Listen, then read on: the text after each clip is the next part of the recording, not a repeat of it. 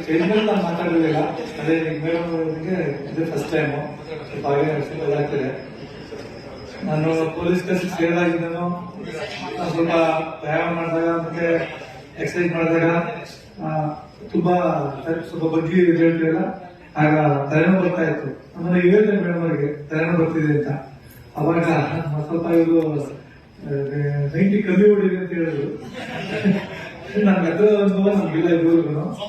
ಹಾಗಾಗಿ ಮತ್ತೆ ಎಕ್ಸರ್ಸೈಸ್ ಅಲ್ಲಿ ಹೇಳಿದ್ರು ಬ್ರೀತ್, ಶ್ವಾಸ ಒಳಗೆ ಶ್ವಾಸ ಹೊರಗೆ ಹೇಳಿದ್ರಲ್ಲ, ಅವಾಗ ಆ ಒಂದು ಅನುಭವದಿಂದ ನನಗೆ ಈಗ ಇದ್ದಂತ ನನ್ನ ಕಾಯಿಲೆ ಸ್ವಲ್ಪ ಅದೇ ನನಗೆ ಕಾಯಿಲೆ ಅನ್ಕೊಂಡಿದ್ದೀನಿ, ಅದು ಸಂಪೂರ್ಣ ನಿರ್ವಹಣೆ ಆಗಿದೆ.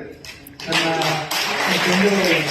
ಹೇಳಿದೆ, ನಮ್ಮ ವೆಂಕಟೇಶ್ವರ್ ಹೇಳಿದೆ, ಈ ತರ ಆಗಿದೆ ನನಗೆ, ಇಷ್ಟು ವರ್ಷದಿಂದ ಇತ್ತು, ತುಂಬಾ ಇದಾಗಿದೆ. ಗ್ರೌಂಡ್ ಅಲ್ಲೂ ಅದೇ ಸಮಸ್ಯೆ, ಉಸಿರಾಟದ್ದು ವೇರಿಯೇಷನ್ ಆಗಿ ಅನ್ಸುತ್ತೆ, ನನ್ಗೆ ಗೊತ್ತಿರಲಿಲ್ಲ. ಅಮ್ಮ ಮೇಡಮ್ ಅವ್ರು ಹೇಳಿದಾಗ ನನಗೆ ಅದನ್ನ ರೂಢಿಸ್ಕೊಂಡೆ ಈಗ ಒಂದು 3 days ಇಂದ. ಜೊತೆಗೆ ನನಗೆ ಆಗಿದೆ, ಬೇರೆ ಗೊತ್ತಿಲ್ಲ. ಇಲ್ಲಿ ಈಗ ನೋಡುತ್ತೆ, ನನಗೆ 47 ಏಜು, ನನಗೆ ಹೋಗ್ತಾ ಇತ್ತು. ಇಲ್ಲಿ ಯೋಗ ಸ್ಟಾರ್ಟ್ ಆದಾಗಿಂದ ಅದು ಹೋಗಿದೆ. ನನಗೆ ಎರಡು ತುಂಬಾ ಇಂಪಾರ್ಟೆಂಟ್ ಆಗಿ ಯೋಗದಿಂದ ಹೋಗಿದೆ. ಗೊತ್ತಿಲ್ಲ ನನಗೆ ಇನ್ನೇನು ಸಮಸ್ಯೆ, ಚೆನ್ನಾಗಿದ್ದೀನಿ. ಇದರಿಂದ ತುಂಬಾ ಅನುಭವ ಆಗಿದೆ.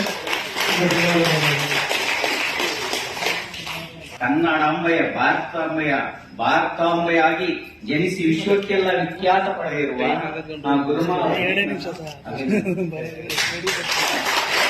ನಮ್ಮ ಆರ್ಕೆಲಿ ಸಾಹೇಬರವರಿಗೂ ನನ್ನ ನಮಸ್ಕಾರಗಳು. ಹಾಗೂ ನಮ್ಮ ಉದ್ಯೋಗಿಗಳು ಎಲ್ಲರಿಗೂ, ನನ್ನ ಆತ್ಮ ಬಂಧುಗಳಿಗೂ, ಅಣ್ಣ ತಮ್ಮಂದಿರಿಗೂ ಎಲ್ಲರಿಗೂ ನಮಸ್ಕಾರಗಳು. ನನಗೆ ಈ ಅವಕಾಶ ಮಾಡಿಕೊಟ್ಟಂತ 2 ಮಾತನಾಡ್ತೀನಿ. ಆದರೆ ನನಗೆ ಗ್ಯಾಸ್ ಸ್ವಲ್ಪ ಜಾಸ್ತಿ ಇತ್ತು. ಆ ಗ್ಯಾಸ್ ಹೋಗೋದ್ರಿಂದ ನನಗೆ ಈ ಗುರುಮಾ ಮೇಡಮ್ ಅವರು ಬಹಳ ಅನುಕೂಲ ಮಾಡಿಕೊಟ್ಟಿದ್ದಾರೆ. ಆದ್ರೂ ನನ್ನ ಕೈಲಿ ಆಗ್ತಾ ಇಲ್ಲ, ನನಗೆ ಆಕ್ಸಿಡೆಂಟ್ ಆಗಿದೆ, ಬಲಗೈ ಭುಜ ಮುಟ್ಟಿತ್ತು. ಆದ್ರೂ ನಾನು ಕಷ್ಟಪಟ್ಟು ಮಾಡಿದ್ದೇನೆ. ಇದರಿಂದ ನನಗೆ ಬಹಳ ಅನುಕೂಲ ಆಯಿತು. ಎಲ್ಲರೂ ಒಳ್ಳೆಯ ವಾತಾವರಣದಲ್ಲಿ ಒಳ್ಳೆಯ ಕ್ಲೀನ್ ಆಗಿ ಇದ್ ಮಾಡ್ಕೊಂಡು ಬಂದಿದ್ದೀರಾ. ಆದರೂ ಇದಕ್ಕೆ ಸಂತೋಷ ಆಯಿತು. ನನಗೆ ಈ 2 ಮಾತನ್ನು ಆಡಿಸಿ ಅವಕಾಶ ಮಾಡಿಕೊಟ್ಟಂತ ನಮ್ಮ ಸಹೋದ್ಯೋಗಿಗಳಿಗೂ ಹಾಗೂ ಆರ್ಕೆ ಸಾಹೇಬರವರಿಗೂ ಹಾಗೂ ಗುರುಮಾ ಮೇಡಮ್ ರವರಿಗೂ ನಮಸ್ಕಾರಗಳು.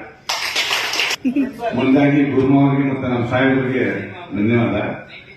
ಸಿಬ್ಬಂದಿಗಳಿಗೂ ಅಷ್ಟೇ, ನಮ್ಮ ತಾಯಿಯ ಗರ್ಭದಿಂದ ಹುಟ್ಟಿರೋದ್ರಿಂದ ಹಿಡಿದು ನಮ್ಮ ಆತ್ಮ ಸತ್ತು ಮತ್ತೆ ನಮ್ಗೆ ಹುಟ್ಟಿರೋದು ಹೇಳ್ತಾರ. ಈ ಅನುಭವಗಳು ನಮ್ಗೆ ಯಾವ ಇಲ್ಲೂ ಆಗಿಲ್ಲ, ಎಲ್ಲಿ ಹೇಳಿಕೊಟ್ಟಿಲ್ಲ, ಇಲ್ಲೂ ಆಗಿಲ್ಲ.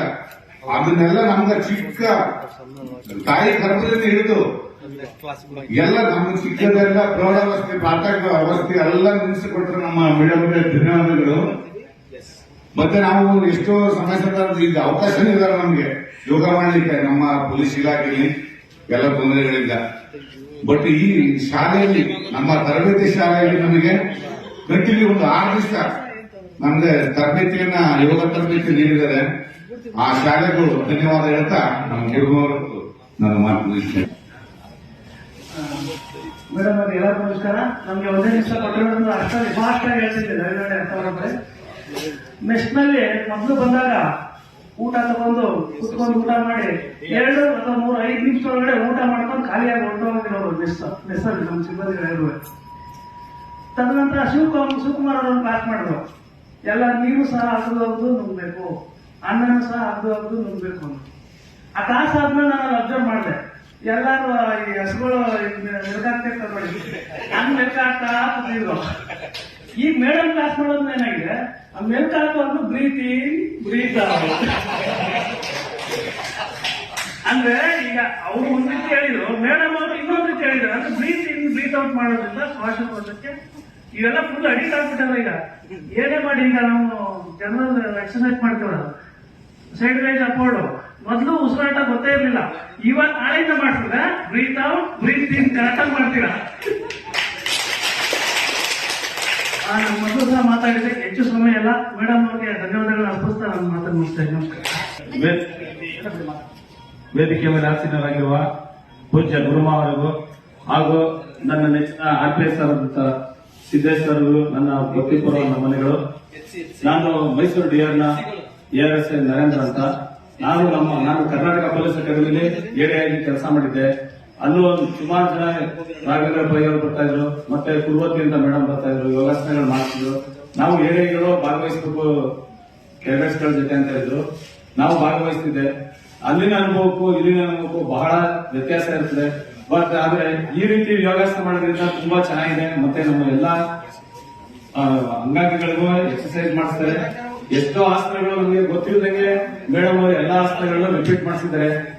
ಮತ್ತೆ ಇದರಿಂದ ಎಷ್ಟು ನಮಗೆ ಮಂಡಿ ನೋವುಗಳು ಕಮ್ಮಿ ಆಗಿದೆ, ಬಾಗಿಲು ನೋವು ಕಮ್ಮಿ ಆಗಿದೆ. ಎಲ್ಲರಿಗಿಂತ ಮುಖ್ಯವಾಗಿ ಉಸಿರಾಟದ ಅನುಲೋಮ ವಿಲೋಮಗಳನ್ನ ಚೆನ್ನಾಗಿ ಅಭ್ಯಾಸ ಮಾಡಿಸಿದ್ರು. ಈ ಉಸಿರಾಟ ಮಾಡೋದ್ರಿಂದ ನಮಗೆ ಶ್ವಾಸಕೋಶದಲ್ಲಿ ಎಷ್ಟೋ ಕಾಯಿಲೆಗಳು ಕಣ್ಣು ಕಾಣಂಗೆ ಮಾಯ ಆಗ್ತವೆ. ಈ ಅನುಭವ ನಮಗೆ ಮತ್ತೆ ನಮಗೆ ಶವಾಸನದಲ್ಲಿ ಇದೆ ಅನ್ನೋ ಹೋಗ್ತವೆ. ನಾವು ಶವಾಸನದಲ್ಲಿದ್ದಾಗ ಎಷ್ಟೋ ಅನುಭವಗಳನ್ನ ದೇಹದಿಂದ ಪ್ರಾಣ ಆಚೆ ಹೋಗೋದು, ಮತ್ತೆ ಪ್ರಾಣ ಬರೋದು, ತಾಯಿ ಗರ್ಭದಿಂದ ಬರೋದು, ಈ ಅನುಭವಗಳನ್ನೆಲ್ಲ ನಮ್ಗೆ ಮನವರಿಕೆ ಮಾಡಿಕೊಟ್ರು. ಮತ್ತೆ ಒಳ್ಳೊಳ್ಳೆ ಮಂತ್ರಗಳನ್ನ ಹೇಳಿಸೋರು. ಇದರಿಂದ ನಮ್ಗೆ ಎಷ್ಟೋ ಆಧ್ಯಾತ್ಮಿಕ ಬಗ್ಗೆ ತುಂಬಾ ಮಾಹಿತಿ ಕೊಟ್ಟಿದ್ದಾರೆ. ಈ ಹೆಚ್ಚಿನ ಮಾಹಿತಿ ನೀಡಿದ್ದಕ್ಕೆ ಗುರು ಅವರಿಗೆ ಮತ್ತೊಮ್ಮೆ ನನ್ನ ಸಾಷ್ಟಾಂಗ ನಮಸ್ಕಾರ. ಈ ನನ್ನ ಮಾತು ಮುಗಿಸ್ತೀನಿ. ಧನ್ಯವಾದಗಳು.